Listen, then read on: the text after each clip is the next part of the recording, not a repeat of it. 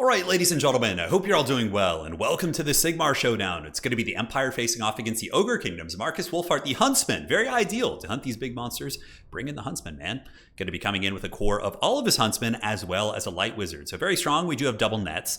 Ogre Kingdoms are a faction that is really exceptional at pushing through your front line, getting into your archers, because, you know, they have great mass, right? So even if you have some spears braced, they attack them with Noblars, the Ogres get a secondary charge, then they can kind of push through your lines. So having nets and map control units against Ogre Kingdoms, especially with the fact that Saber Tusks are also involved, is very, very big. So for the build, it is going to be Spearmen and Huntsmen with some Swordsmen. Now you might be wondering why Swordsmen? I like to bring a couple just because they're effective at killing Noblars. Like Spearmen take 10 years to kill a Noblar because their 20 melee attack isn't very good. Swordsmen, on the other hand, do have 34 melee attack, so they can actually cut through Noblar units kind of quickly. We got Marcus Wolfhart. Hammer the Witches is hands down the MVP in this matchup. And Great Cannons in general, Hammer the Witches is obviously better, but if you were on a budget, you could bring a Great Cannon. It would probably do a little bit less damage, but yeah, this thing is a monster. You put it on anything big that you want to kill, and the Hammer the Witches is going to fulfill your wishes. So that is it for my army. Light Wizard and some Swordsmen in the bushes. And now for Hadri's, he's going to be coming in with a Noblar Legion, which is very smart. If you're going against like mass shooting, having a bunch of cheap, just crappy units to throw into the meat grinder and let your shooting and other good units get in position is good. So Noblars into the sunset, backed up by Iron Guts. Now, Iron Guts are an interesting tech. They do have armor against Huntsman fire, and on top of that, they do also have good tools against Empire Cavalry, because Empire Cav, Knights of the Blazing Sun, Reichsguard Knights, none of them have exceptional armor piercing, so Iron Guts can actually do quite well against them. Man-Eater Pistols, a little bit vulnerable to my Huntsmen as well as the Cannon, but if they can sit and shoot at Empire Knights, anything like that, they can be very good. And it does also look like an Iron Blaster and a bunch of Trappers are going to be pushing on the other side. So Lead Belchers and to boot here. Now, a lot of the build of Hadri seems to be very, very designed against war wagons. Most people who I would say don't main the Empire, but, kind of got a little bit excited and started playing them in tournaments when war wagons were discovered to be very strong, would typically spam them like no matter the matchup. But honestly, against ogres, I don't think they're amazing. They're good, and still very usable, but I personally prefer like a Man-Tide style where you just come in with a million units and use Huntsmen, and I honestly do prefer Pistoliers in this matchup as opposed to wagons. Pistoliers do really good damage. Granted, there are situations where wagons are better. It really depends on how your opponent's playing, but overall, I do like this playstyle, and it also catches people off guard, right? If the ogres are just so rock hard on killing your wagons, and then you come in with a build like this, it's harder for them to win. Not impossible, but I could certainly be overrun and punished here very, very easily. So the Man-Eater Pistols shooting up into the Light Wizard, who's trying to juke in the trees, and the Spearmen going to be hustling up. Huntsman shouldn't be shooting yet, but the Noblar is just going to have to eat those shafts to the face because I didn't put them on hold fire. And the Hammer of the Witches has been getting moved up to the objective here. So basically, you just want to camp this thing back here the entire time. It has a pretty good arc of fire, so you'll see the first cannonballs are going to come down. And there goes the cannonball, nails that ogre right in the dome. And he's going to be paying the troll toll. Not too much damage, but another shot does come in from the Hammer of the Witches there, and now we're starting to get some good quality damage. As, man, those ogre bulls, they were like lined up perfectly for those cannonballs, man. Brutal. So I know Hadri's, I know how he likes to play, and I knew he had a bunch of Noblars over there. As soon as I saw the Noblar Trappers, or an invisible unit capturing that, I knew it wasn't one Noblar Trapper. I knew it was like 10. So I was like, okay, I'm just going to play this lane here. I was thinking about summoning some cavalry and going to like hit that, but yeah, I was just going to kind of play a push here, try and value trade, and then get his objectives in the late game. So Spearmen moving up for Sigmar. And this is where the Huntsmen are going to get super nasty. The Huntsmen are just going to consolidate their focus fire and start absolutely massacring these dual weapon bulls. Iron Fists, of course, would be a little bit more durable against them, but overall, you can see that the Ogre bulls are just going to get wrecked by Huntsmen. A little bit of a charge here. These guys should get some decent charge damage on my Spearmen, but they were able to kind of intercept them right away, and they hammered the Witches, and this is why you bring nets. So a lot of people also don't bring nets. Like, you'll see like Dwellers Below and Life Wizards and things like that, but man, oh man, if you're trying to protect a backfield, like this could have been like game blouses potentially, right? Like a Saber Tusk pack getting in here, ripping up my units, getting my Hammer of the Witches. I might not have had enough resources to kind of protect, but the single net right there saves my butt. And there are so many more ogres coming in, so that does mitigate one of the big pushes. And now you can see all the Huntsmen are going to turn their firepower into the Saber Tusk pack, which is a large model, and we do proc the Rampage. However, the ogres are coming into the flanks. We do have some Noblars pushing into my backfield, while the Hammer of the Witches continues to just shoot at random ogre units and is doing the work of Sigmar. But my front line is buckled. Noblar is able to win against the Spearmen. Obviously, there was a little bit of ogre support there, and the Man-Eaters with pistols are going to be charging in after the Huntsmen, which isn't a bad idea. The Huntsmen, of course, need to be shut down. They are just doing so much brutal damage against the ogres here. So, karate kicks They got the Anderson Silva straight kick right there as they do get in there and give the Huntsmen the business. So Huntsmen are going to be forced back. Spearmen are forced back, and the Empire front line is starting to buckle as now I summon in some Halberdiers, Zintler's Reichsguard Knights, and in the forest there was an Ogre, a flank attempted. But I did get some Demogryph Knights with halberds in my initial army, and they were able to just wreck these Iron Guts, like basically a hard counter to those Iron Guts. So that was pretty nice. So now it's time to kind of bolster my lines here. The Zintler's Reichsguard crashing down the hill, a big Sigmarite charge. Lance is couched for Sigmar, baby. I'm going to be getting in there and doing some serious work against the Ogre Bulls as well as the Noblars. Pretty good against both of them, honestly. Ogres are very lightly armored outside of Iron Guts, so Shock Cav can be very strong, and Halberdiers are also buffering that formation. Marcus Wolfhart kind of sitting in the middle, shouting commands to his state troopers, telling them where to go, and now the Hammer of the Witches is going to be going after the Iron Blaster, and the Huntsman is going to be turning about and focusing down the Iron Blaster. So we do have the Amber Bow as well as Focus Shot. Going to be trying to make that work. Swordsman will probably do okay against Saber-Tusk packs, but not with the support of Ogre Bull dual weapons. In the middle and in the forest here, these brave swordsmen holding back a bunch of Noblar trappers who have migrated from the other side of the map. Meanwhile, the Demogryph Knights did pull back to kind of restructure my middle formation. I knew I needed to hold this. This was very make or break.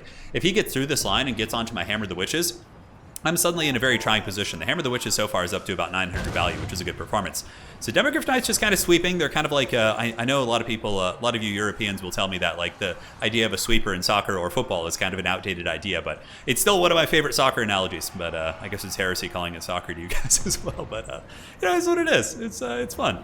So Knights of the Blazing Sun are on their way in, and they are going to be getting a big thunderous charge into these Ogre Bulls. Many of the Huntsman units did stabilize and are on their way back, despite having lower model counts, and the Demogryph Knights with Halberds able to intercept those Iron Guts, doing good work.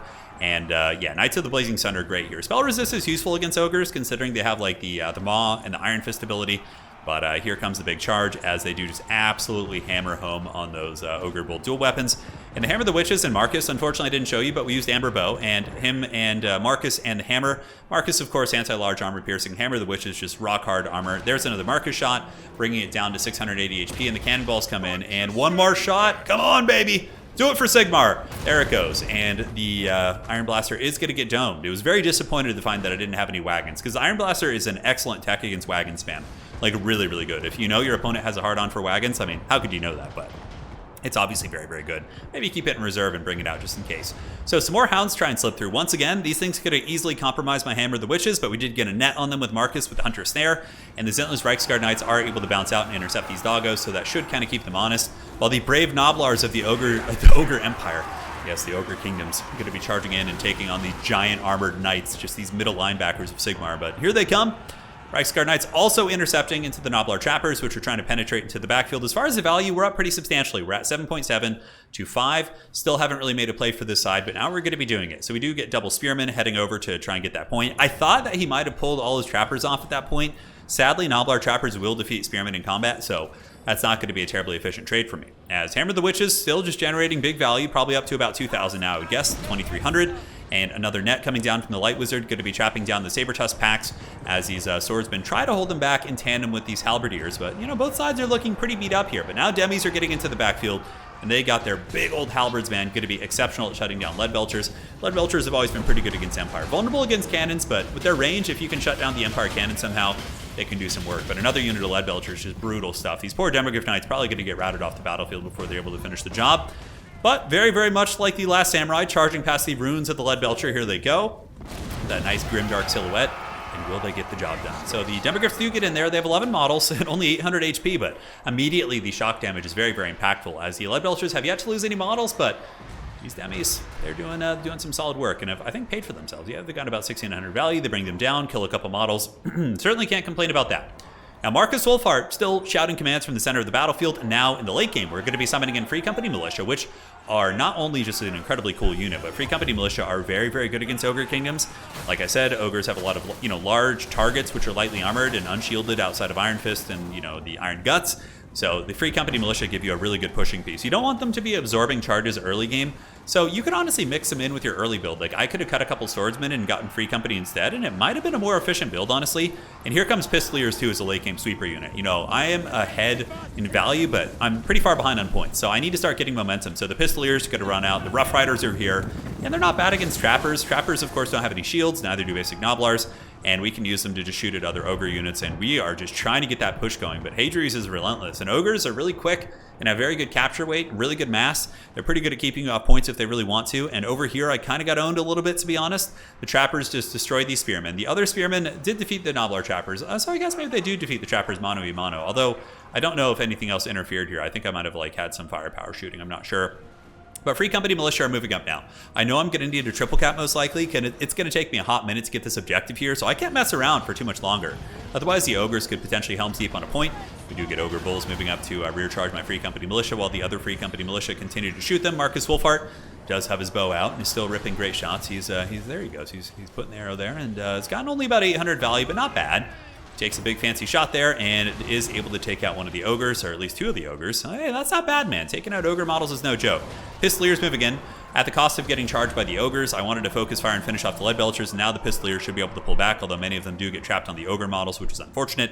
But we're seeing the Pistoliers being pretty effective, rotating around the battlefield, while the Hammer the Witches still just going bananas. It's almost 3,000 value right now, and yeah, any sort of a cannon that can just shoot these big valuable targets the whole game is going to be really, really good. So we net those guys down. On the side, it's a little bit rough. I didn't bring any grenade launchers. Grenade launchers might be useful against Nobbler trappers. Granted, their little ninja stars can kind of range that, so that's kind of tough. Spearmen trying to pull back. I was trying to reform ranks with the Free Company Militia here. So we got more swordsmen pushing up, and I will be vanguarding some huntsmen who are now back in the pool. Almost 1,000 points for the Ogre Kingdoms as the Pistoliers do just unleash a torrent of fire into the Nobblars. And it's looking like we're going to be getting this objective pretty soon, as our reinforcing swordsmen, I believe, are on their way. Yeah, we got some swordsmen at the back. Huntsmen are also slow pushing. Huntsmen are pretty much good against all these targets. Some of my Free Company Militia do get overwhelmed by the saber tusks, but the pistols, they're doing cool work. I really hope an Old World comes out. They give us some new models for Free Company Militia. That would be super cool, because they're such a cool idea. Like, they have the floppy hats, pistols, these cutlasses, and they're just so rad. Gems Burning Gaze going down. Pistoliers rotating over. Just going to be getting a ton of firepower into the Ogre army. Maintaining a pretty decent little value lead right now, as the old Ogre Bulls getting pounded by a combination of, well, I wasn't going to say, there's not really, okay, Light Wizard is kind of fulfills the faith, but not really. Steel Faith and Gunpowder. We definitely have some steel with Demogryph Knights and Zentlers. We got the Gunpowder, that is for sure. Yeah, but we don't, I don't know. I guess technically the Light Wizard is kind of like a religious type unit, right? So, yeah, we'll roll with it, man. But the Ogre is being shot off the objective. Cannonballs, arrows, we got musket balls, all sorts of good stuff as these Ogre Bulls are finished off. Good to be dropping another net here just to keep these guys off the point to allow my Sigmarites to move up. So at this point, it's very much going to be our objective. We're going to just get the Free Company up, the Huntsmen and the Swordsmen. Now looking on to the other side of the battlefield. This is, I believe, triple cap territory. He's about to get 1,100 points. I would have to triple cap, but I think it's going to be very doable with the Swordsmen moving in to clear out the Nobblars. So again, that's why I like to bring these guys. They will kill Nobblars very, very quickly compared to the Spearmen with shields. And the Huntsmen and Free Company Militia putting a lot of hurt on the Ogre Bulls with dual weapons. More Huntsmen on the backside, and Spearmen also rallying up for the objective. Looking here, I think the Ogres are using the last of their reinforcements to try and double down on this objective and salvage it. Pistolier is going to be charging into melee right now just to try and rout off these saber tusks. Maybe not the best idea, but I was just trying to get everything on the point. Swordsmen are here. We got cannonball shooting in. And man, oh man, I can't tell you how many games I've seen the Hammer the Witches and been like, oh my god, how does that thing have 4,000 value? But if it just sits there shooting big targets all game. It was last time was with my Demons of Chaos. I lost the game against Empire where the Hammer the Witches got 6,000 value, shooting Soul Grinders and Skull Cannons and all sorts of stuff. That was pretty crazy. Light Wizard with a little bit of a Gems Burning Gaze. We do have the objective here. Pistoliers holding on. Swordsman up at the point. Swordsman will trade very well into Saber Tusks, who only have 30 armor.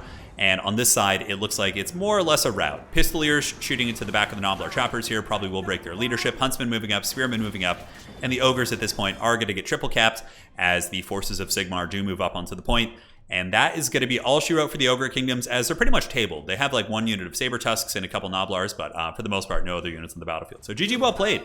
Adri's mentioning, he's trying to learn some Ogre, so he's, experimenting with some strategies. After the game, we did talk about how maybe the Ogre's just doing an all-out rush could be very good, like cutting the Iron Blaster, cutting some of the shooting, and just doing a full bull rush, which maybe could overwhelm my very paper front line and do some nasty work for sure. So yeah, plenty of options. Last season in Total Tavern, this matchup was favored for Empire. It was a 60-40. So Empire had a 60% win rate against Ogre Kingdoms last season. There's not enough data this season. I don't think the matchup's been played too much, but that was as of last season. And I would say myself, as someone who mains Empire, that that's an accurate representation, I think. I do think it's slightly Empire favored. It's not unwinnable, but it definitely is in the hands of the Ogre's got to work harder for it, 100%. So looking at the army, we got 1,300, 1,300, 500, and yeah, great value. Hammer the Witch is hard carry, 3,500. Marcus did okay. You know, he finished things off. He had the nets, which were really clutch. Demogryph's badass as always, and of course our cavalry and free company were able to come in and generate some good work. So GG, well played. Hope you guys enjoyed that one. Yeah, Hadrius had his Slaughtermaster in reserve. Probably decided not to bring him out when he saw the cannon and Marcus and all these sniping characters. So makes sense. There was nothing really worth healing anyways. Maybe the Iron Blaster, but GG guys. See you next time. That's it for today. And Sigmar bless his ravaged body.